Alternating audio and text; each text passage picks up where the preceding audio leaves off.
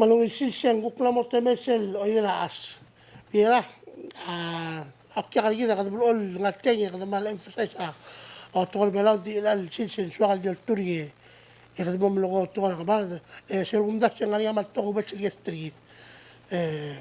Mang akot ayukor oboy akora obat tele kujegan tele USS Mercy. Jago mesa kujegan direct اللي قم قلت له أولى مال بالغمرة بيت الأبل بنات ويدا العاس جا غورا تلقي بالتوغو بيت سلم مول أبل غول personally منه هذا بلغة تقرأ مريجل مو هذا أيس لو سد من تقرأ مريجل and the reason for the hat that I'm wearing it's a booty is my son sent it all the way from San Diego after he graduated then he sent it to me so I understand that a lot of people watch this show and they wonder why I wear the booty hat all the time is because my son watches this show every time he get a chance. So it means something to me and that's the reason why I wear it. And with that, I want to welcome our guests and then we'll give them an opportunity to introduce themselves and kind of a little bit of background. That's what Oidel is all about. It's informal. So I'll give the floor to you guys. We'll start from the Palau. And I wonder which one is the Palau. Let's guess. Yeah, let's guess which one is the Palau. Bamba, Magofna, Magofna, Stevenson. Okay, so I'm First Sergeant Stevenson. Been in the Army about 21, almost 22 years. I'm from Palau. Which part? All over. And yeah, mertiang kora sira story ma background lo and then with my co-workers, like we're actually in the same unit and we're all from the island, so I let them introduce themselves as well. How's it going? I'm Sergeant First Class Magofna. I'm originally from Guam. Family is from Saipan. I've been in the Army for 14 years. Yeah, we all met up in Germany, and we're in Fort Sill, Oklahoma now in the 75th Field Artillery Brigade. Well, 14 years. When he joined, my son was 4 years old. Hello, good morning everybody. I believe it's still morning, right? Yeah. My name is Command Sergeant Major John Bamba from the 75th Field Artillery Brigade. I've been in the Army for 27 years. Feels like 10 though. But we're just here, like First Sergeant Stevenson said, to share our story. I know oftentimes this place doesn't get a lot of love from the recruiters. Nonetheless, they're still here for you. But we just wanted to share our personal stories, and we thought it was important for us to be here today to share that story with you. And you said how long? 21, 21 almost years? 22 years. Almost 22. Yeah. He's catching up. Okay, well, first off, I want to ask what's the reason for the visit? So you've kind of explained to the viewers why you're here and how long you're here. Okay, so yeah, well, I'll let our Major lead that conversation because without him and his decisions and his leadership, we would not be here to try to accomplish what we have planned to accomplish. So, Major. Yeah, so I will tell you the reason why we're here is to, like I said, share our story and also assist the people with understanding or knowing what's out there for you. And we thought it was important for us. Historically, us Micronesians have a big presence in the Army, in the military in general. So us coming out here sharing our story, hopefully it provides you with some insight or at least gives you some type of awareness of what's going on. Let me just when every time you see the statistics, people from Micronesia, from Saipan, Guam, Palau, even the FSM, we have ratio-wise, there's more of us who are in the military than there per population than other countries. Is that something that something that other people from other places understand that there's a lot of more lot more of Micronesians and stuff in the military than. So that is a great question. I believe a couple years ago, John Oliver did an article, did a presentation about our sacrifices, and per capita, I believe the Micronesians do have our fair share. I believe the majority of per capita soldiers in the military. So that's an interesting statistic. And just because a lot of the stories I had friends who were, when I was in the States, were in the military, and they just know one person. Yes. And like I said, well, like half of my family's in the Correct. in the military, and they're like, "Oh, you come from a military family?" Well, no, it's just something that we do in the islands. Yes. So I thought that was a very. So you're actually not in the islands right now to recruit. You're just educating. Correct. educating. So you actually just came from Palau Community College. Yes, we did. You had the presentation. Yeah. Pretty cool. That's a great point. We are not recruiters, but we are here to share our story and to answer any questions that anybody has as far as military service. Okay. So, I want to jump into something that we had a opportunity in a few moments outside to talk about it. And I think this is something that a lot of viewers, especially kids that are thinking about joining the military, and it is something that I was worried about personally when my son decided to join the Marines. And it was something that the last thing I told him when he left was, "You're leaving me in one piece. I need you to come back in one piece." And that was just being a father and trying to, through social media and everything, we usually, the first thing that we talk about as parents and our loved ones when they leave is PTSD. And so if we can kind of touch into that and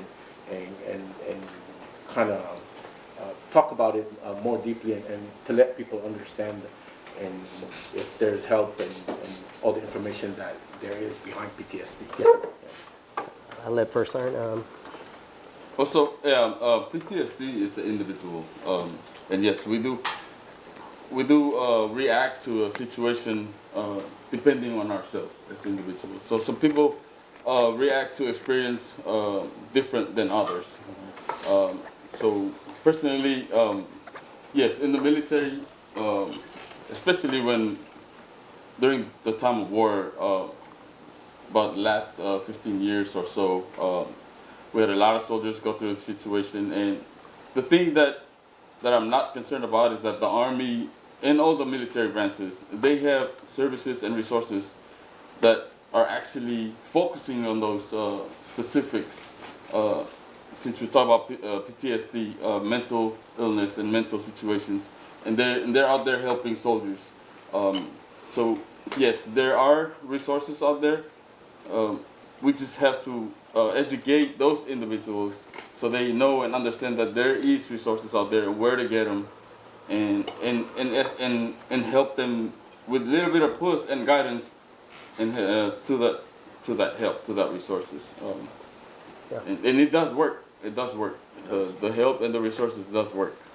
I will tell you from a leader standpoint, PTSD several years ago was something that we did not talk about. Yeah. So we are leaps and bounds to where we were several years ago. Us as leaders, several years ago, if you went to seek help for PTSD, it was considered a stigma. It was a weakness. But now we are encouraged as leaders to go seek that help. And there's plenty of help out there with the VA. Several months ago, my boss and I had the opportunity to travel down to San Antonio and just visit one of many hospitals, clinics that were there for PTSD soldiers. So the help is out there. And like I said, it's more of understanding that it is not, PTSD can happen to anybody, but the more important thing is getting the help that you need. It's to help you to talk about the VA and stuff. One of the things that some of the military folks who retire come to Palau and stuff, it's always far away from. Yes. Yes, I think that's something that we would actually did talk to the ambassador and from Palau stuff, and they're working on resources and more available to other Micronesians who are here because some of our folks are here already, and it's a lot of times they ask him, well, you got to go to Hawaii for the, Yes. the nearest, No. yeah. That's a great point you bring up. I will tell you, I'm closer to the end than I am to the beginning. I have 27 years in. I'll probably be retiring in a couple years, but I really do. My wife, we want to come back here, but the reality is, the services are not yet there for us. So that is a great concern for us. Anything you need major, you got to go to Hawaii or the States for. So we do understand that, and I understand they are working on it. Yeah, So. and then you flew here, so you understand how much it is. Oh, yes, yes. Just to fly from Guam to Yes. Palau. Yeah. It is, it's just crazy. Yeah. But the reason why I wanted to talk about PTSD is we are all very family oriented. And I believe that you can drive from Malamit to Mills, and almost every other car you raise your hand because it's somebody you know. That's how small. we Yes. are. So a single person that gets PTSD is somehow related to one of us. It's just a small island and very family oriented. It's either we know them personally, or we know each other from school, or they related to somebody that we know. That's the kind of thing I want to talk about, because it's because of the population and how Mawako was saying, racial-wise, we are more in the military than some other countries. And so it's something that I know it's been a problem. And like you said, I'm glad there are some positive things that came out of social media. It's something that we talk about and get into deep conversations about it, not because we want to talk about it, but because it affects our loved ones. And you said help, and we understand that. I have a younger brother that actually just left, went to Guam to finally, he said fully retired. He had to stay there for like 3 weeks, but that was like his third trip to go there. Okay. And so he had to like save up and get his ticket and go and kind of get accommodations, and it takes, it's expensive. But finally he did it. But then the upside of it is, I look at you and you said you spent 27 years, right? Yes. A couple more years and you retired. Yeah. And you're how old? 45 right You're now. 45. 45, so let's say when you turn 48, you're fully retired. Yes. And, God willing, yeah. Oh yeah. But that's, I look at that and I go, you're going to be retired, you're still young, you still have your whole life to live, and you get to enjoy your retirement. And so those are options that us islanders, I believe, we look at when you don't have that much funding to go to expensive colleges and everything.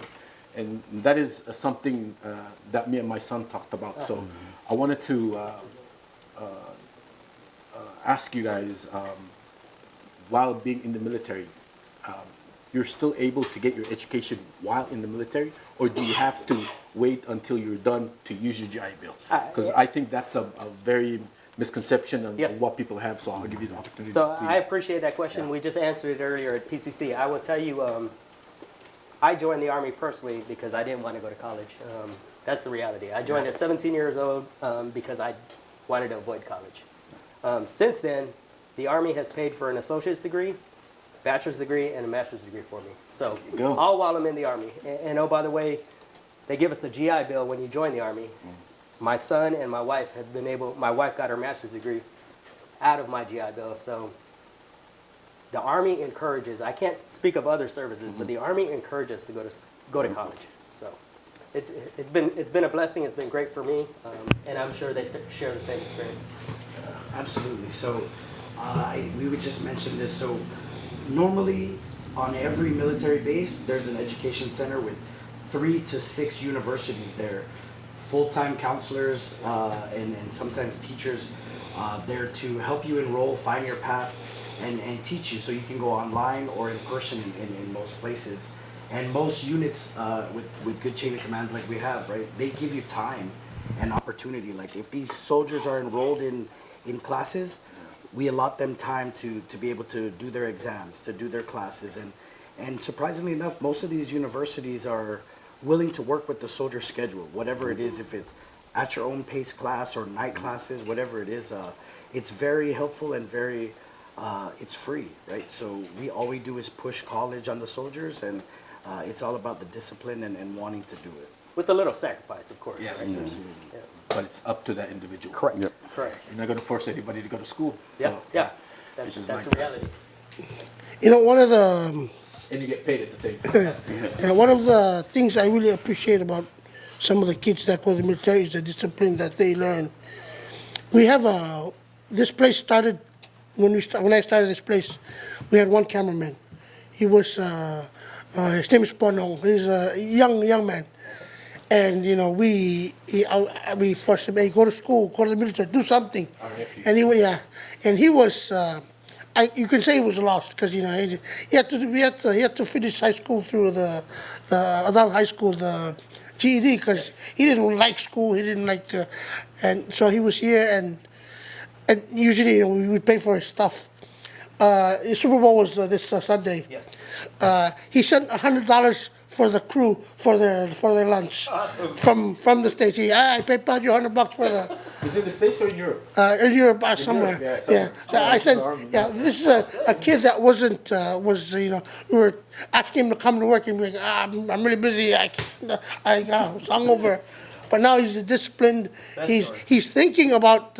He's still thinking about us, and and I think that's one of the things that is lost on when people. Because I know some people they rule it out because they say they're not so sure that it's good for their future, but it does help you. So I appreciate that the discipline that it teaches you. I can definitely relate, right? Like the structured opportunity that the Army provided me, it sounds like you were just describing me.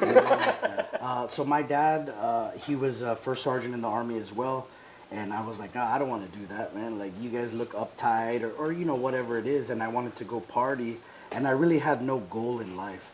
And then when I graduated high school, I was faced with the reality, right? Like, you cannot stay here and not be a productive member of society. So I tried to go to college, and I didn't have the discipline for it. And then I joined the military, and the structure and opportunities that it opens for you when you have nothing and you're not thinking about anything is really helpful, and I'm grateful for that opportunity. And my son just joined the Army too about a year ago, and he was in the video games, social media. He wanted to be a professional NBA player, but he's only 5'6", 5'8". It's always the goal. Now he's jumping out of airplanes. Now he's jumping out of airplanes in Alaska, and he really kind of was like, you've been able to provide for me my whole life. And without the Army, we wouldn't have what we have, So, not to say that there's not other careers out there. It's just the Army has given us the opportunity to succeed as well. Yeah, as far as education for the military. Yeah. So I finished my my associates. Now I'm working on bachelor's, and I'm on that. Magofna was talking about the self-paced. So self-paced is a program from one of the university on post that they offer. So me and with my job, my current job, I'm always busy. So I gotta make time for work and make time for my kids and wife, and I gotta make time for school. With the school, it gives me 6 months. So I have 6 months to complete 6 credit hours course, and that's on my own. So, but I gotta I gotta keep communication with my instructors in order to maintain the course and make those due outs on times. And so that's another opportunity. Like, there's other things. You get paid while you're going to school, or you decide what kind of job you want in the Army, and they'll pay you for that. And while you're in the Army, so when you get out, you actually have an actual job. A trade. A trade, yep. Yep.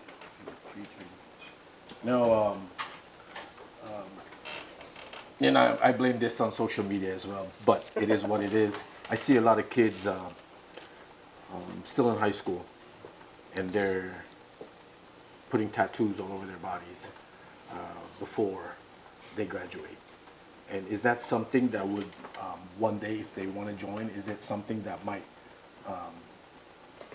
stop them from going? So depending on where the tattoo is, the Army is evolving, right? The Army is keeping in line with society.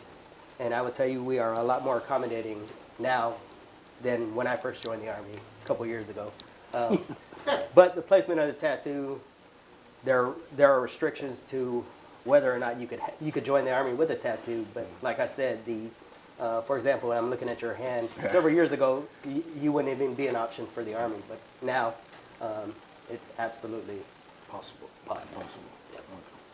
So the only thing But as we're far as asking the kids, please don't do it. Yeah. Wait until Yes. you're 18 Think when you about make it. your own Yeah, just decision. think about it. When you have your own money, come on now. I think that's the key right there. Yeah. When you have your own money, Yeah. right? because it does cost a lot for tattoos.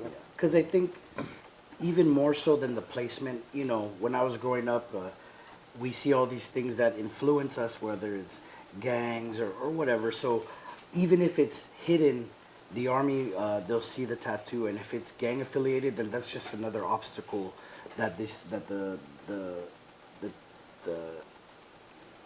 person trying to join has to overcome. Yeah. You know, they made a mistake when they were 15 years old and they got something tattooed. We just want to make sure that they think about it.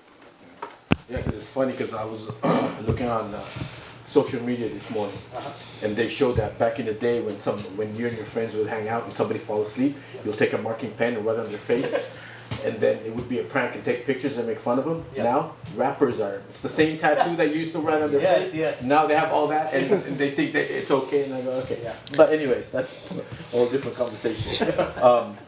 Another thing that so I did a lot of, I'm still doing it, helping youths to young people in the islands to find a place in this world, and most of them haven't graduated from high school, and then I'll try to help them with GED and just trying to give them a hand.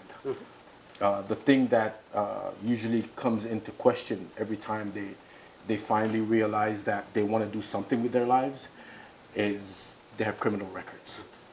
And then they're asking if they can join the military. Is that something that you can talk about and like inform kids and people that are not there yet but are still growing up and kind of at least have that idea so they know what track to... So Does it depend on the record? Every single situation is different, Yeah. right? And I can tell you, being a drill sergeant, I was a drill sergeant in 2006 to 2008, which was the height of the global war on terror, the surge. So the Army was very generous when it came time for waivers, understanding that, yes, a kid, you can't really hold a 14-year-old accountable for something that they did, right? But like I said, every situation is different, and I can't tell you exactly what will qualify you or disqualify you, but I know that if you don't try, you'll never get there. Yes, exactly. I have a, so, when we're islanders, we're out in the States or somewhere, you always see them, we always gravitate to each other, and we find each other usually, and we usually have parties. So in the military, what happens when you guys see, hey, that guy's from the islands, Do you guys like... You said it best. I will tell you, like we were talking about, we were all stationed in Germany together. And it's... All together? Yes, all together. Nice. And then we all left Germany and went to Oklahoma in the same unit together. But it's funny you ask that question because when we see each other, it doesn't matter what island you're from, right? Oh, you're Micronesian? Oh man, hey. And it's like you guys grew up together. In reality, you just met this person. And I think that's something that we have that is very special, that we share amongst our communities. Yeah, because my son, when he was in, is it boot camp? Yeah. In the Marines, when he finally graduated and came out, he goes, the thing that kind of helped him and boosted him was that his drill sergeant was from Guam. Yeah. He was a Marine, and that automatically made him wanted to impress him more and to make sure that he doesn't like mess the Pacific Islander name and all that. Yeah, and that was kind of surprising, but it made me feel comfortable. It brought comfort to me as well that an Islander was there, making sure that my son was Exactly. Yeah, so we were just talking about that at PCC, right? Like I said, I had the opportunity to be a drill sergeant in 2006 to 2008, and I would look at my roster prior to us filling the course, and I would see somebody from back home, and I would make sure they had extra love, Oh yeah, because our names stick out. Yes. Our names stick out. Extra love is more push-ups. So I'm the same. Yeah, I had the opportunity to be a drill sergeant, and I wasn't looking for names because, like my name, it's an American name, so I look for the social. Oh. So if it starts at 586, yep, you get special love, and they knew it was coming, and it's the same, like you said, like you didn't want to embarrass Yep. the drill sergeant because it's the confidence that we try to instill in the individual, and then at the same time they're trying to do the same, try to prove themselves that they're better, so they're trying to avoid the love, but it's still gonna come. Yeah. But yeah, it actually builds that bond and that comfort and boost confidence on the individual knowing that there is somebody from back home. Yeah. It's a pride thing too, right? Like I was telling the students, you look at the globe that they have in most classrooms and you say point at Palau or Guam or Saipan or Rota, it's such a small speck, Oh, yeah. right? So to represent something so small, you want to make sure that your influence is positive in all times. Oh, yeah. So they know, hey, man, the people from the islands are great workers, they're great people, you know, and it's a kind of doing things for the ones before you. Like my father was a first sergeant, and I always wanted to make sure our name, right? Our name is so important to us. Where we come from is so important to us. So it's pride, and then when we see each other, it's just so comforting, right? Like we automatically know that we can relate in some way, somehow. Yeah. And you can say anything you want to say, but at the end of the day, we're free to sit here and be comfortable because you guys are out there. Before I used to hear it when my siblings were in the military, but it hits different when your son is in it.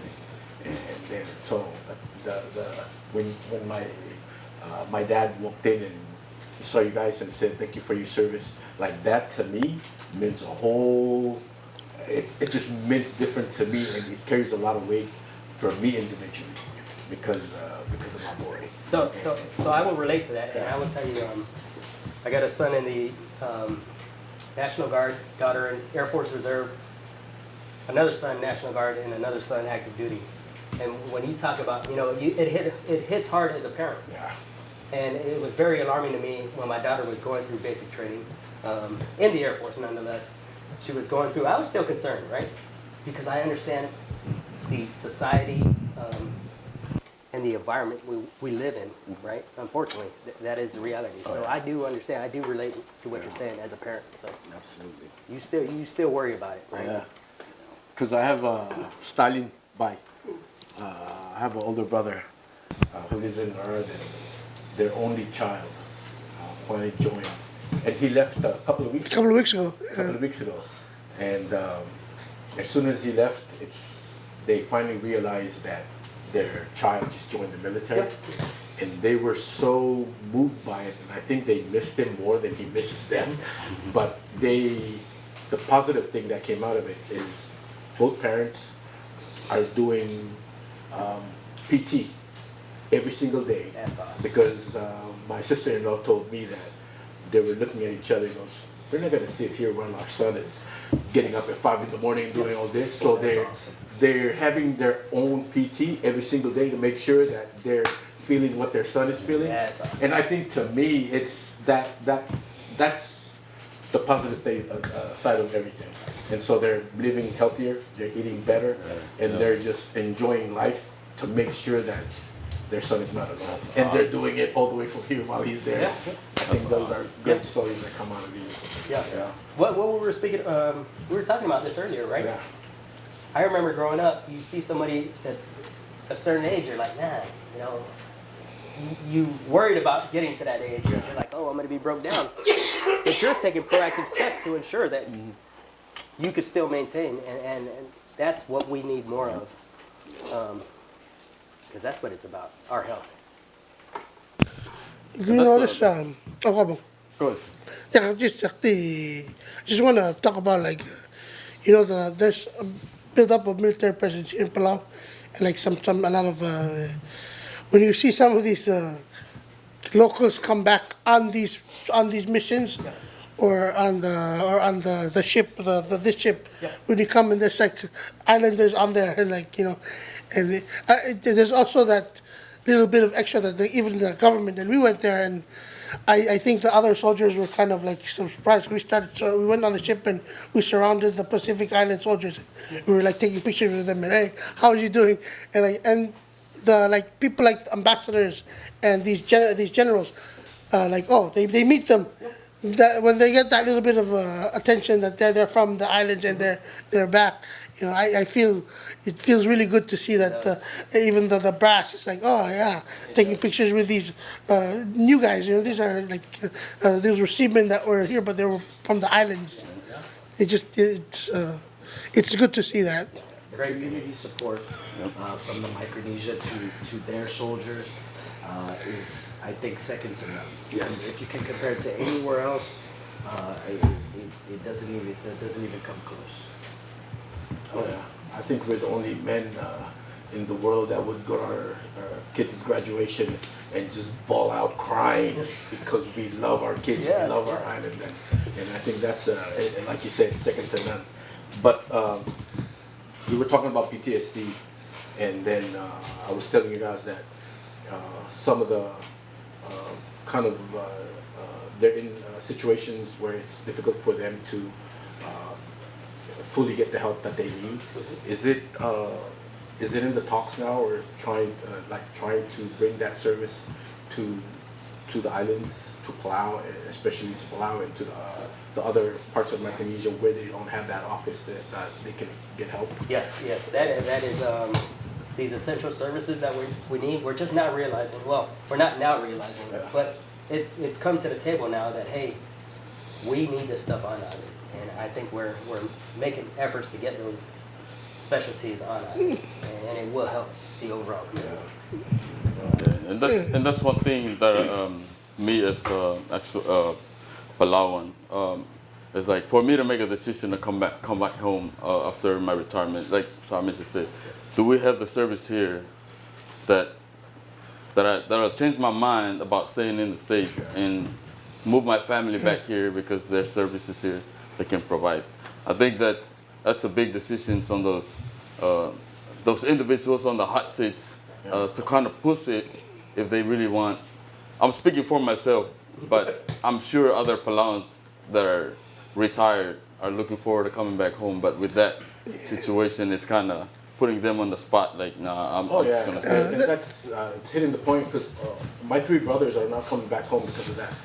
But that's why one is living in Tennessee, one is in Arizona, and then one is a truck driver, so he drives around the states. But that's the main like. Every time we speak and I'm trying to get them back home because I miss them, and then they kind of think about it, but then it's always an issue, and it's something that they're trying to get all their paperwork done and be done there, so when they travel here and finally stay home, then actually they're getting that help that they need, and so I know it's not just you. I'm pretty sure that the rest of our Micronesian family are There's the same thing. so a lot of people back in the back 5-10 years ago, Palau and the other islands of Micronesia weren't priorities, but now they are because of China. And if you notice, there's a big military build-up here. So you'd be happy to know that we've talked with the ambassadors and some of these. That's actually a priority for the current administration and even I'm sure even the incoming administration, if there's other people running for president. One of the things of the compact that they were talking about was that, and it's thanks to the retirees in Palau. The retirees in Palau actually have a little organization here,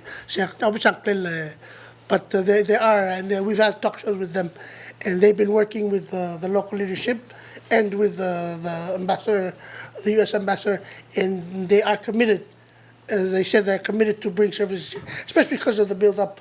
They need to build up the military presence here because of China and Taiwan. So I know that the rest of the world sees this situation is volatile and bad, but I think it's actually a good thing for us because it's the value. While we put the value on our islanders, the military sees the value of our islands. Yes. And when they see the value of our islands and they know that there's a lot of us who serve here and more people will be coming, then I think it's going to be easier for us to get those resources. So, yes, yeah. Thanks to things like your platform and social media, right? Now it's no longer 10 people in a closed office having discussions, right? Now they understand the value of Micronesia as a location, as a people, and the support that they need to provide here. It's not a secret anymore. Yeah. And all we can do is spread knowledge and hopefully influence our leaders. And the only thing that I could say, I know we're still kind of on the topic of PTSD and the support coming in. In the meantime, a huge support on those individuals that have PTSD is the family support. Just having the understanding of them and just be there for them and talk to them. Like we said earlier, people kind of react differently based on their situation. But if there's someone that they can talk to, I think that kind of takes a little bit of the weight off their shoulders and have a stable mind.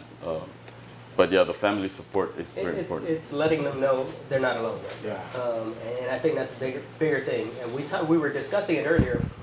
I remember Vietnam vets, when I was a kid, we would avoid them, right? This guy's crazy. Yeah. Don't even talk to him, right? But I think we added to their problem. Whereas now we understand that people need that help. Hey, come on over. I just want to let you know I care, right? Are you hungry? What do you need? You know, so letting people know that you care. I think it's good that now that we know, Yes. because I mean, it's not a new thing. PTSD is not a new thing. No, it's not. But now that it's been more open and we're like, you can talk about it, and even the Army acknowledging it, it makes it easier for us to go, oh, instead of shunning them, we can now help them. Like now I feel bad, like back in the day when I saw them walking down the road. We did that. We did that. Yeah. And that was The internet is the most powerful tool, Oh, yeah. and it's at its peak right now that it's ever been, right? So, I call it heaven and hell. yeah. Heaven and hell in one place. Yeah. Yeah. So for families who are wondering how to help their loved ones, obviously we wish the professionals could be here right now, but doing their research and trying to help them cope with those. And starting the conversation and talking about it, and educating people, I think that helps a lot. And it also helps us to understand our own families, our own people. But also, I wanted to talk about retirement. Kind of explain what the benefits are and to the kids that are thinking about joining or people that are in there already or just in general. Your thoughts and kind of explain the whole situation until you retire. So I personally cannot do that, right? I'm still in the game, and I haven't done my fair share of understanding. I do know if I do retire within at 30 years in the Army, I do know 75% of my paycheck will be given to me. That's a good start for me, for my family, with the added benefits, VA benefits, and it just depends on your disability at the time you retire. But I don't want to say that I'm ignoring it, but I 100% enjoy what I do right now, so that's where I'm focused at. Yeah. Exactly. He could probably share some stuff. Or, I'm the same way. I'm still kind of debating what I want to do because, as you said, like it's interesting more. Like we said in the Army, different foxholes see different sectors, and so when you get to these different positions, you kind of see the Army in a different site, and so it kind of draws more interest in you. And so, yeah, but. Speaking of retirement, it's the same. So 20 years, you get 50%. That's what I understand. And then as you work your way on, every year you get 2.5% added to your 50% of your pay, of your last base pay. So, yeah, I mean, it's good. But then also, like, if we talk about, since we're talking about the locals and here in Micronesia, we have a meeting with the BA this afternoon, and that's probably going to be one of our questions, like how are they getting support from this retirement program and the VA program that we can learn from and share. It's like with the retirement pay, is it being taxed while you're here in Palau? Or because some states are not taxing your retirement pay, and some do. And then depending on your BA claim, if you're claiming 100%, they're not taxing your pay, and you get tax-free, you get tax exempt. So when you go to the store, you don't pay the sales tax. Every state varies. Yeah. And I think that's the more interesting thing. Hey, because we share a lot of information amongst each other. But for example, Florida, the state of Florida, I think has the best, in general, veterans benefits. Aside from the weather, that's why a lot of people are moving down there, right? Texas, another thing, and then Oklahoma. Like he said, they give you a tax exempt card where you go to the store and you don't pay taxes up to a certain amount. So each state varies, but I think the Army and really military in general is so unique, right? What other job can you join at 17 or 18 and be eligible to fully retire at the age of 38, right? And then, like you were And be saying, educated. And be educated, right? You're 38 years old. You haven't even hit the halfway point of your life, and now you have a whole retirement that you can fall back on if you're you know, whatever you want to do out there. And I think I can't wait. You know, I'm the youngest in the Army and in age to these guys, and I just watch them for advice and how they're making their next moves. Now, on that note, how did it feel when you guys came home? Like when you're stepping out of the airport in Guam or in Palau? Or, Where you guys stationed at? so we're stationed in Fort Sill, Oklahoma. Oh, so you're not in Guam? No. You're just from Guam. I thought you guys were all staying in Guam. Okay. yes, how did it feel there when you? Oklahoma? Yes. So we're all Yeah, stationed. We're Oklahoma. all in the same unit. And going back to sacrifices, we came out here on a Sunday, right? Super Bowl Sunday. Yeah. So we missed the entire game. Small You sacrifice. didn't miss anything. Just to tell you that. You did not miss anything. And to shout out, and then we're sacrificing today. Yeah. Hold on, what is today? It's a Valentine's Day. And where are your wives? In Oklahoma? Yeah. So special shout out to them and their support. Yeah, special shout out. Special shout out to the wives. Yep, thank you for your support. We're enjoying the beautiful weather while you're in snowy weather back in Oklahoma. But how did it feel to come home? Like, just, how has it felt? It's really surreal, right? Like we started where we're at, and to be in, I mean, these guys 2 decades, right? And come back to where it all started. It's amazing to see, and it's amazing to be back home with the family. What did you eat when you first came home? So I'm not gonna lie to you, right? We all have to do our parts. Yep. So he's our we're following him around. He has our schedule, right? Yeah. Same thing when we got to Guam, he was the point man. So the first thing he takes us to, I hate to put you out there, but we go to KFC. Kentucky Fried, man. Well, I enjoyed it. Yeah. I enjoyed it because it's a fast food restaurant where I had rice and eggs and sausage. Oh, yeah. In Guam. Yeah. And Guam has rice now. Yeah, Yeah. rice and sausage, No, these guys are joking. Shout out to my mother-in-law. We landed at 10 p.m. Yeah. and Yes. she had the fried fish, the pig's feet, all the spread, and they stayed up all night, like you said, because the sons of the island are coming home. Yeah. You know, and it's so great to see that their support and their love for us is like stay up all night and cook, and they don't know if they didn't know if they're gonna come. Well, she knows you better come. Yeah. But I said I'll do my best to bring them. We just flew almost 24 hours. So that was our first meal. And it was a great meal. And then, when you came to Palau, Yeah, we got here pretty late, so we went straight to the hotel.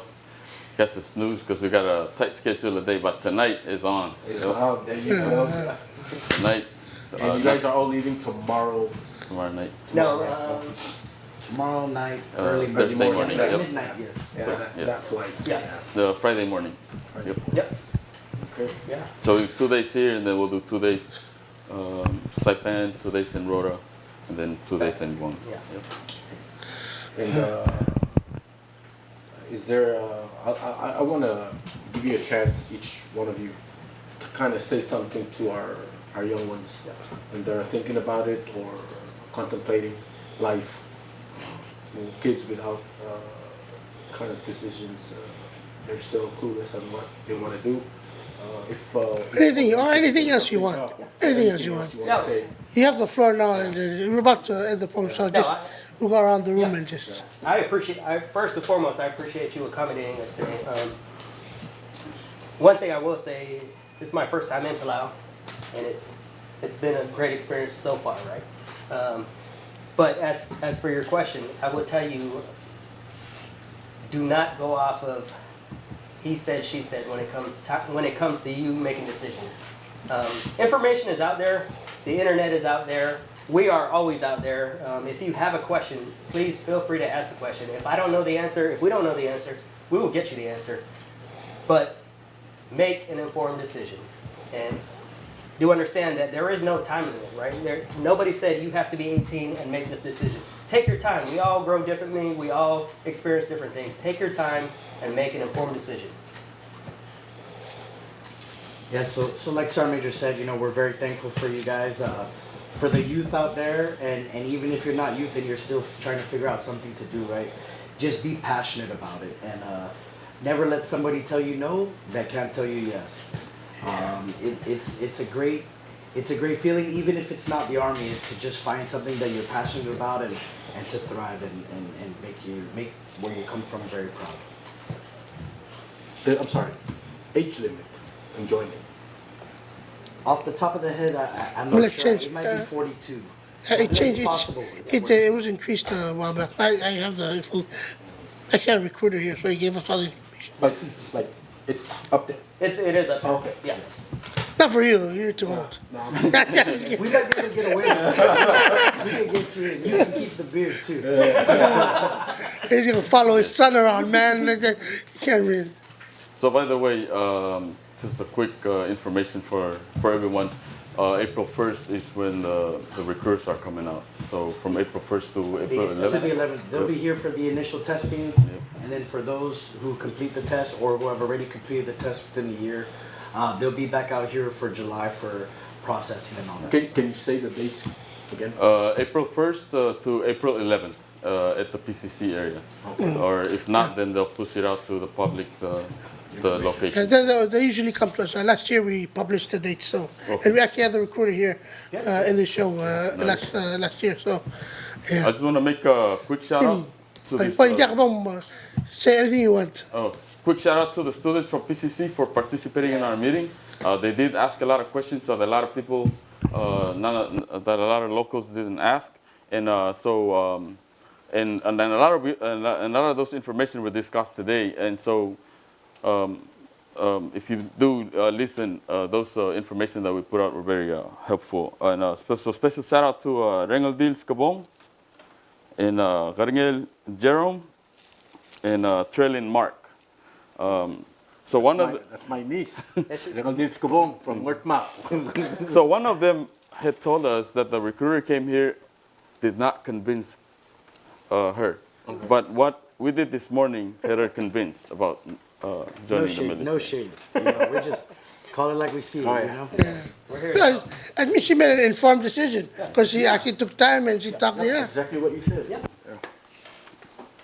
And so one thing that I'll say to the young people in the community is that just be truthful to yourself and be honest in the decisions that you make and push through, because nobody else is going to push you.